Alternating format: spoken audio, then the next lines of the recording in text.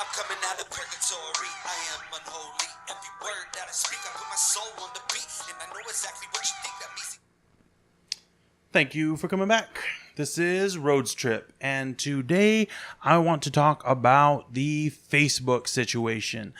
Specifically, apparently our data is being sold. I think we all kind of knew this, but they're getting sued about it now, so it's a big deal because I guess they went against our terms and conditions or some yada yada. But basically, one of the big deals is supposedly if you're a Android phone user, which I am, they've been logging your calls even when you're not logged into Facebook. And apparently, I think you didn't even need the app installed after a while, as in you download the app, you uninstall it, and it's still logging your calls. And apparently you can actually find in a zip file, I think if you Google how do I look at my call logs through Facebook, you can find out how to go back and look at all your call records for I think up to 2 years. That's ridiculous, man. I don't think I've ever kept a log that long of anything that I've done at all, ever in the history and of anything. So my question is, I think a lot of people were pretty aware of this, but how comfortable with it are you really now that more people are starting to talk about it? I mean, obviously, optimally, you wouldn't want people to, store all your information, but you have to remember, we're getting a free service. And if something's free, then you're the product. So basically, because we get this free service, we get to keep track of our friends' families, store pictures, video, and keep track of all these cool other little things, events going around, and remembering people's birthday. In exchange for that, all this information's being gathered about us, so it knows what where we work, what we're interested in, where we visit. If you use the tagging service a lot, which I do, and they gather all this information up in giant bundles and they sell it to different companies.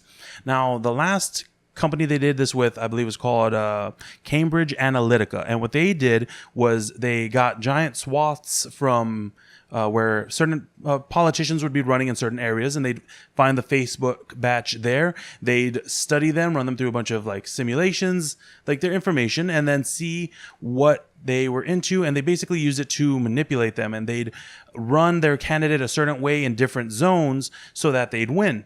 And basically, well, if you think about it, that means that the candidates who were using the service weren't being genuine at all. They were just pandering. They found what you were interested in and they said what you wanted to hear so that you would vote for them.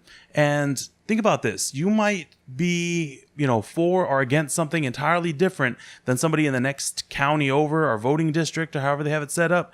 And they would pander to that person on those specific things too. So on their Facebook feed, which is what a lot of people use as their primary news source, they would only see things that reinforced what they thought were good ideas. Also, apparently Cambridge Analytica was setting up a program so that you can manipulate people in different ways and basically not directly control them, but certainly direct them to feel and think certain things and ways. So say, I don't really like my car. I think I have a horrible car, and they found a way to connect my not liking cars to this, restaurant that I visit a lot.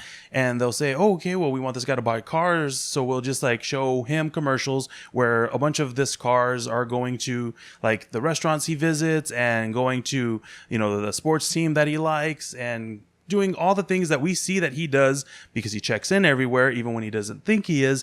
And this will program him to say, hey, man, those are exactly the kind of things I like to do. So they show me that, and I, without thinking, is just that's just perfect. That was a really well-made commercial, not knowing it was tailored directly to me.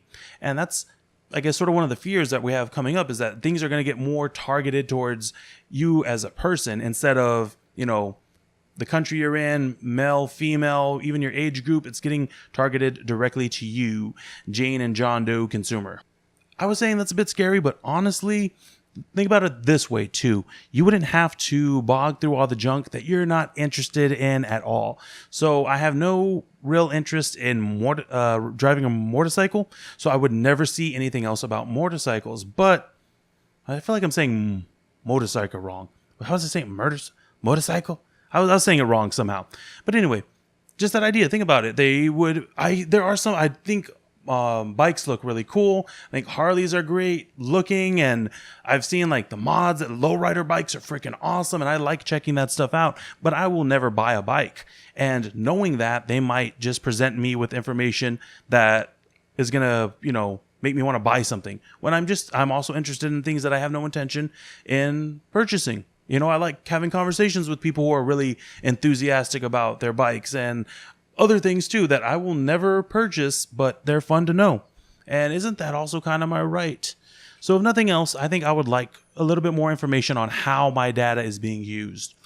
And I don't think that's wrong. It's tough because I don't see, I know Instagram is fairly popular and Snapchat as well, but Facebook has lost over $100 billion worth of stock within the last 10 days. Think about that. And a lot of advertisers are starting to jump ship. So that means clearly something's happening. And while I would never say that Facebook is going to disappear, MySpace didn't disappear either. And you don't hear about it that much anymore. So then once again, this is OCM. This is Coming from the Darkness. Thank you again so much for letting me use your music. Peace.